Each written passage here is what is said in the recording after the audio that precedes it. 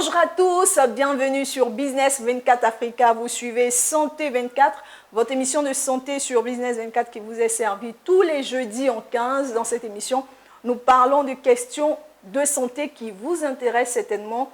3 rubriques meublent à cette émission. Il s'agit de Santé Plus, Santé Alternative et la question aux praticiens. Alors aujourd'hui, dans Santé Plus, nous parlerons de la Semaine africaine de vaccination et de l'introduction du VPI2 en ce qui concerne le programme élargi de vaccination en Côte d'Ivoire. Dans Santé Alternative, nous parlerons du cancer de la prostate, les solutions de la naturothérapie. Et en fin d'émission, vous poserez vos questions aux praticiens et ça sera sur l'amygdale. Merci et bienvenue à tous.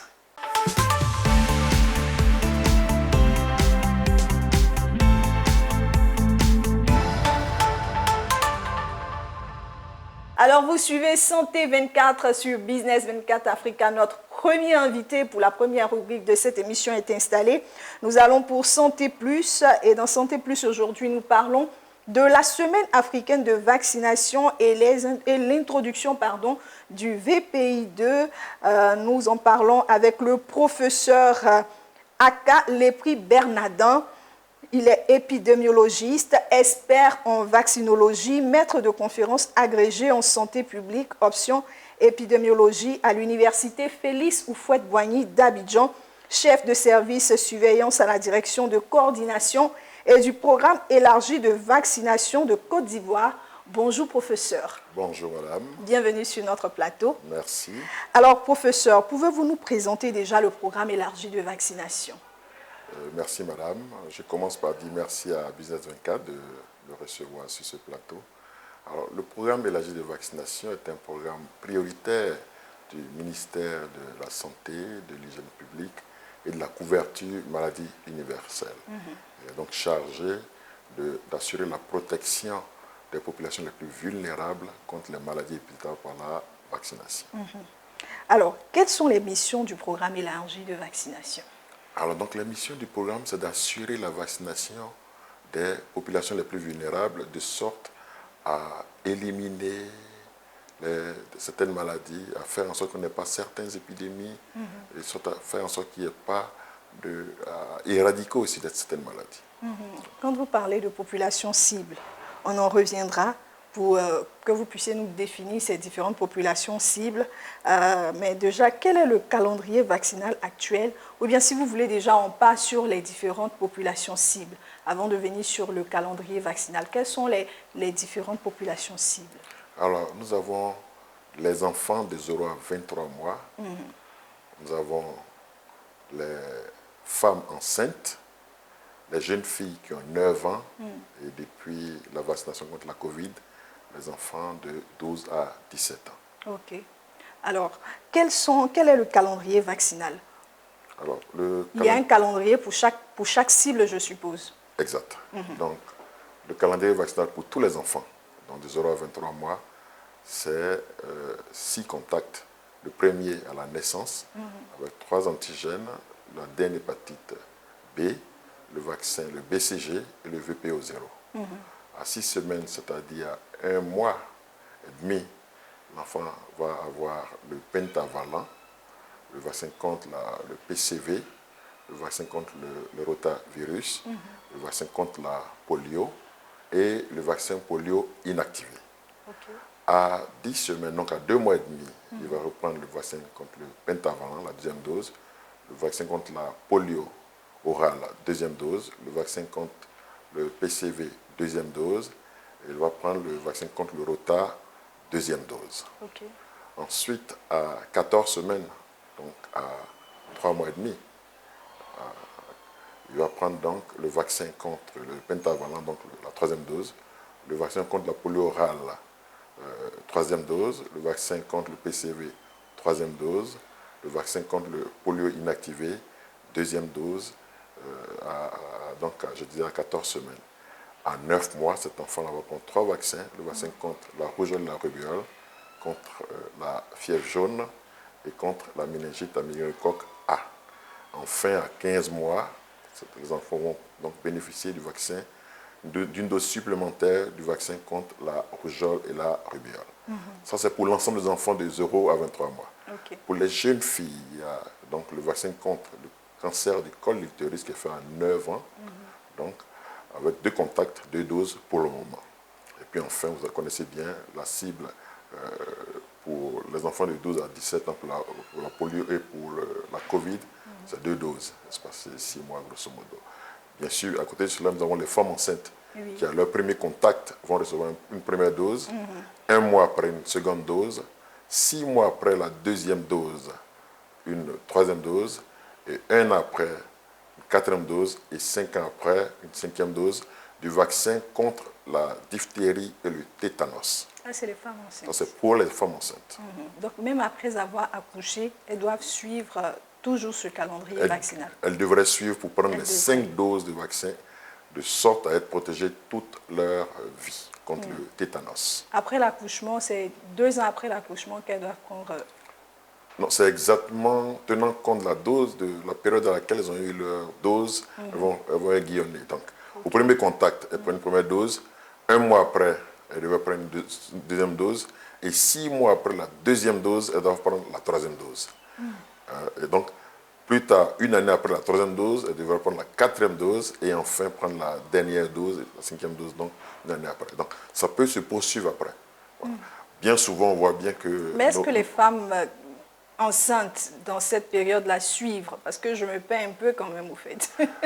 Les femmes enceintes suivent, mais généralement, elles prennent au moins 2 doses. Ah, oui. Et comme la mémoire immunitaire existe, quand elles retombent enceintes, même 2 années ou 3 années après qu'elles viennent prendre, elles prennent leur troisième dose. Et la mémoire immunitaire permet de garder ça en tête de sorte qu'il n'y ait pas de problème. Donc, voilà un peu comment ça se passe en pratique. Ok, bien professeur. Alors, parmi les cibles, vous avez cité aussi les jeunes filles, les fillettes de 9 ans. Ça, c'est une nouvelle cible. Ça a été introduit depuis combien de temps? Et qu'est-ce qui a provoqué le fait qu'on cible les fillettes de 9 ans? Alors, ça a été introduit depuis 5 ans bientôt. Elles ont été ciblées parce qu'on s'est rendu compte qu'il y a beaucoup de femmes qui présentaient des cancers du col de l'utérus. Et lorsqu'on a analysé les germes en cause, on s'est rendu compte qu'il y avait un germe qu'on appelle le human papillomavirus, qu'on retrouvait, qui était cause de ce cancer-là. Et donc, ce vaccin est dirigé contre ce germe-là. L'idéal, donc, c'est que les jeunes filles puissent faire ce vaccin avant les premiers rapports sexuels. Donc, nous, on a établi qu'on pourrait le faire à 9 ans. Pour le moment, on a 2 doses. Une dose et 6 mois après, une autre dose. Donc, voilà un peu ce qui... Mais que répondez-vous aux gens qui disent que c'est pour rendre les Africaines stériles, mais pas qu'elles fassent beaucoup d'enfants, qu'on introduit ce genre de vaccin déjà dès le bas âge, à 9 ans? Non, je ne pense pas que ce soit pour rendre stérile. Vous savez que nous-mêmes, n'allons pas laisser des vaccins rendre stériles nos soeurs, nos mamans, nos cousines, ce n'est pas possible. On est là plutôt pour soigner. Par contre, ce qu'on ne fait pas de bien, ce qu'on ne ferait pas de bien, c'est de savoir qu'il y a un moyen pour lutter contre une maladie et ne pas l'utiliser. Parce qu'après, quand on diagnostique le cancer chez des personnes qui ont 30 ans, 40 ans, 50 ans, c'est vraiment dommageable de savoir qu'on aurait pu l'éviter parce qu'il existait un moyen. Ok. Avec toute cette stratégie déployée concernant le calendrier vaccinal, avec toute cette stratégie déployée, quels sont vos acquis à l'heure actuelle? Alors, beaucoup d'acquis, beaucoup de décès évités, beaucoup de maladies évitées. Dans le monde, pour la rougeole seule, on a plus de 15 millions de décès évités. Pour la polio, il y a 30 ans, on comptait 325 000 enfants paralysés. Aujourd'hui, il n'y en a pas beaucoup. On a même déclaré pour la Côte d'Ivoire le pays libre de poliomyélite. On a en Côte d'Ivoire en 2013 déclaré l'élimination du tétanos néonatal. C'est vraiment quelque chose de gagné. Avant, lorsque nous avions beaucoup, il y avait beaucoup de cas de rougeole, beaucoup de décès. On disait d'ailleurs même qu'avant, il ne fallait pas compter ses enfants tant que la rougeole n'était pas passée. Vous voyez, aujourd'hui, ce n'est pas le cas. Oui. On a, c'est vrai, des flambées épidémiques, mais ce n'est pas des flambées meurtrières. Et ça c'est à mettre aux acquis, à ce que le programme a pu acquérir, ce que la Côte d'Ivoire a pu obtenir au niveau du programme élargi de vaccination. Ok. Alors, il y a un événement qui arrive à grands pas, qui se déroulera du 24 au 30 avril 2023. Pouvez-vous nous en dire un peu plus? Alors, c'est la semaine africaine de la vaccination, une manifestation qui a été instituée par l'OMS depuis 11 ans. Donc, nous sommes à la 11e édition.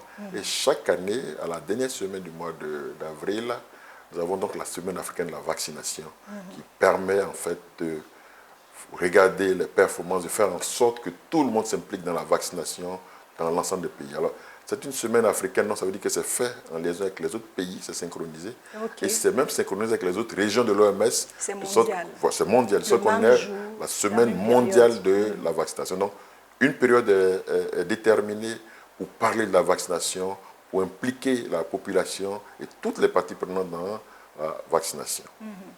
Alors, il y aura un thème certainement. Oui, pour la Côte, c'est le grand rattrapage. C'est le grand Pour la rattrapage. Côte d'Ivoire, chaque pays a son thème. Pour tous les pays, c'est le grand rattrapage. Ok. Alors, pour la région africaine, donc, c'est le grand rattrapage pour tout le monde. Voilà. Pourquoi ce thème?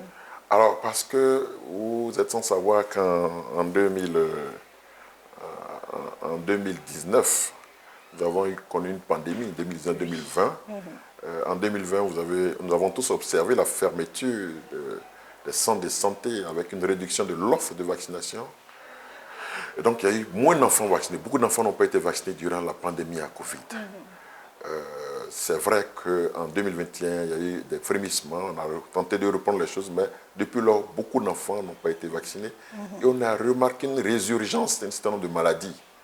La poliomyélite, beaucoup de cas de rougeole dans nos pays. Et tout ça montre bien que beaucoup d'enfants ont été manqués durant cette période-là. Donc, le grand rattrapage, c'est une période pour rattraper tous les enfants qui auraient dû prendre leur vaccination et qui n'ont pas pris.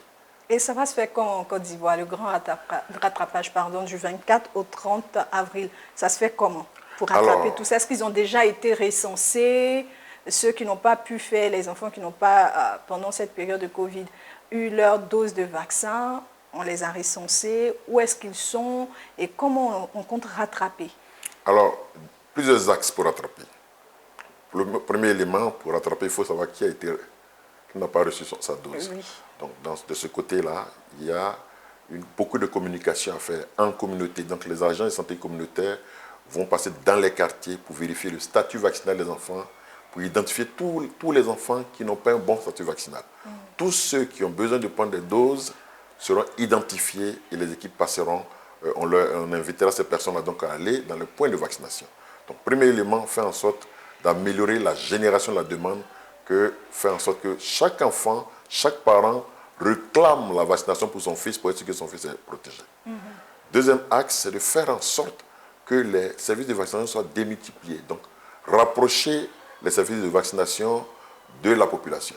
Donc, par exemple, quand vous prenez à Bobo, dans les zones comme Dautré, nous avons une grande zone sans centre de santé. Nous allons faire en sorte de mettre des postes de vaccination et faire en sorte que les populations puissent être informées de l'existence de ces postes de vaccination. Donc, faire en sorte qu'il n'ait pas besoin de parcourir beaucoup de kilomètres pour avoir accès à la vaccination. Donc, voilà les deux axes.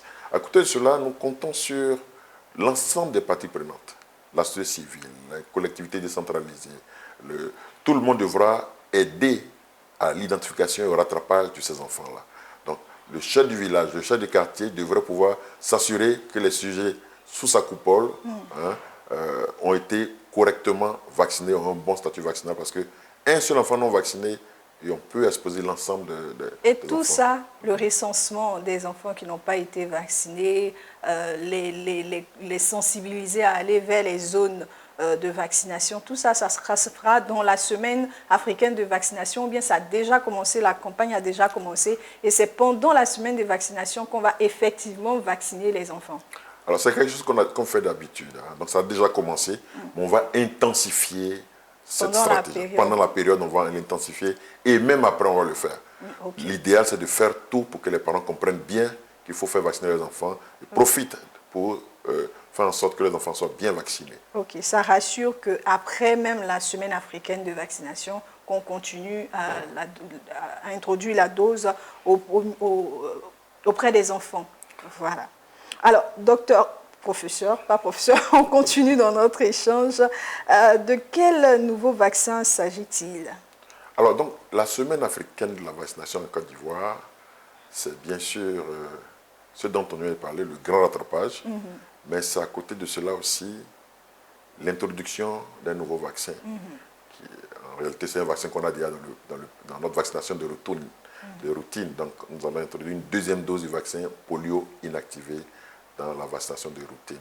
Jusqu'à maintenant, on le faisait à 14 semaines. Mais avec l'introduction de la seconde dose, on va avoir ce vaccin-là à 6 semaines et à 14 semaines. Donc, c'est nouveau. Hein. La dose, c'est une deuxième dose, mais c'est un vaccin qui lutte contre la poliomyélite. Vous savez que la poliomyélite, c'est une maladie qui est grave, une maladie qui est grave et qui entraîne une infirmité irréversible. Voilà. Alors, docteur, parlons de la semaine africaine de vaccination. Elle se tiendra où? Elle se déroulera quand et où? Quand on sait, c'est du 24 au 30 avril, mais où exactement? Alors, la semaine africaine de la vaccination va se tenir dans l'ensemble des 113 districts de Côte d'Ivoire. Okay.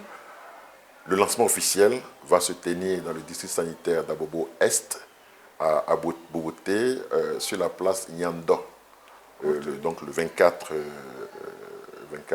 avril, sous la présidence de son Excellence Monsieur le ministre de la Santé, de l'hygiène publique et de la couverture maladie universelle.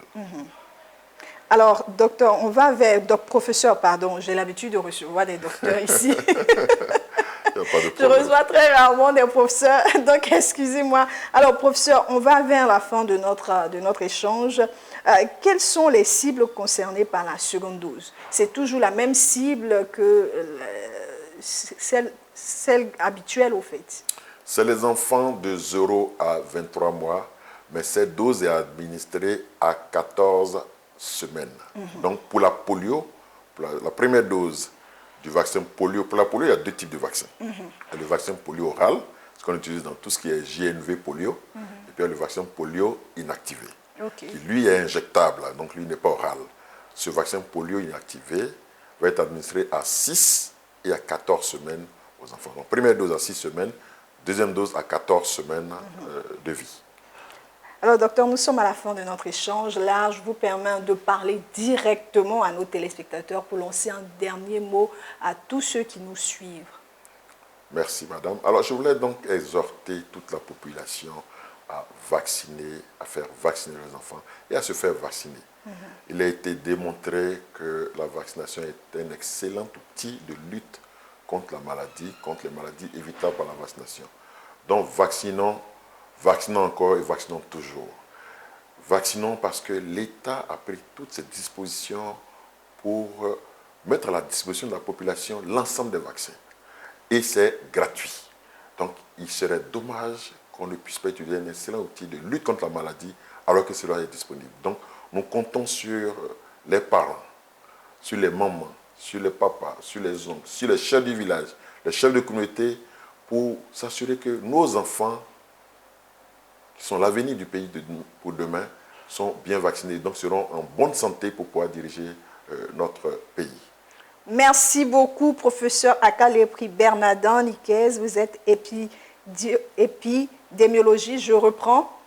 Merci beaucoup, professeur Akalepri Bernardin Niquez. Vous êtes épidémiologiste, expert en vaccinologie, maître de conférences agrégé en santé publique, option épidémiologie à l'université Félix Houphouët-Boigny d'Abidjan, chef de service surveillance à la direction de coordination du programme élargi de vaccination de Côte d'Ivoire. Avec vous, nous parlions aujourd'hui de la semaine africaine de vaccination et de l'introduction du VPI2. Merci beaucoup. Place à présent, à notre deuxième rubrique et avec notre invité du jour, nous parlerons du cancer de la prostate, les solutions de la naturothérapie.